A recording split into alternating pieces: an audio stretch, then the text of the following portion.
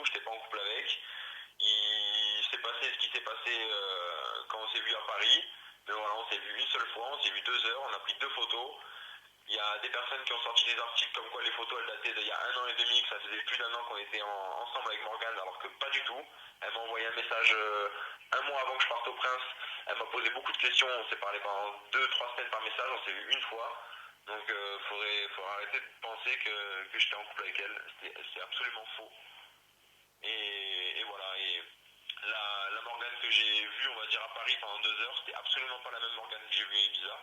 C'est le stress, parce qu'elle est jeune, elle a 19 ans, elle a quitté sa famille pour venir à Ibiza.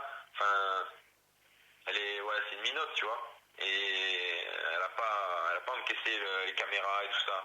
Et rien qu'à son arrivée, quand elle a crié de partout, c'est le stress. Et quand elle a descendu les marches, moi je savais qu'elle venait pour moi. Et déjà, je me suis dit, oulala, ça va partir trop loin. Je lui ai dit 1 fois, 2 fois, 3 fois. Bon, après aussi pareil pour ce qui est tentative de suicide, coma éthylique, c'est n'importe quoi.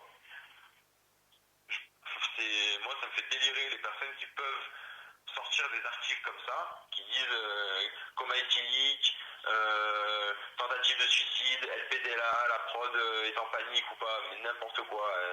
Elle a sorti une phrase qui a été déformée et détournée au moins 100 fois et elle a bu 3 verres de champagne, du coup c'est ça le coma éthylique. Enfin, franchement, moi ça me fait délirer parce que les gens ils sortent des articles où ils disent des choses alors qu'ils n'y étaient pas. Et ceux qui disent ça, enfin ceux qui ont craché les infos, qui étaient dans la villa, ben elles mentent parce qu'il s'est absolument pas du tout passé ça. Il s'est passé des trucs tellement, mais qui n'ont pas d'importance, elles veulent juste faire aussi, pareil, elles veulent faire leur buzz et elles disent des choses déplacées alors qu'il n'y a vraiment rien. C'est vide.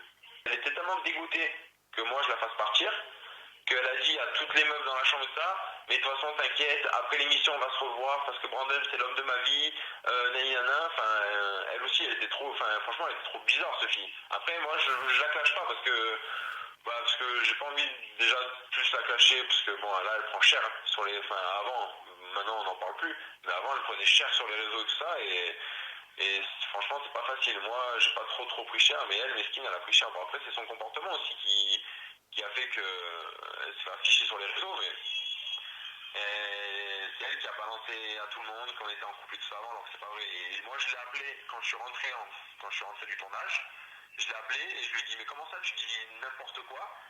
Et franchement elle m'a dit je vais faire une vidéo en expliquant que non c'est pas vrai tout ça. Même elle me l'a dit.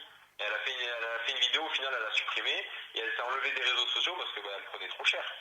Mais non, il s'est rien passé entre elle et moi. Voilà, on s'est vu. Normalement, de moi-même, j'aurais dû appeler la prod et lui dire, voilà, il y a un tel qui m'a envoyé un message et elle aurait pas dû venir. Et c'est ce que j'aurais dû faire parce que franchement, on sort des articles sur moi qui sont faux.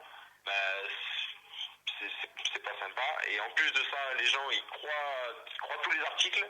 Et franchement, ça m'énerve. Et c'est pour ça que j'ai clarifié les choses en disant que je n'ai jamais été en couple avec Morgane. Il s'est rien passé. Puis voilà, c'est rien, c'est des histoires bidons qui prennent de l'ampleur pour rien et ça m'énerve.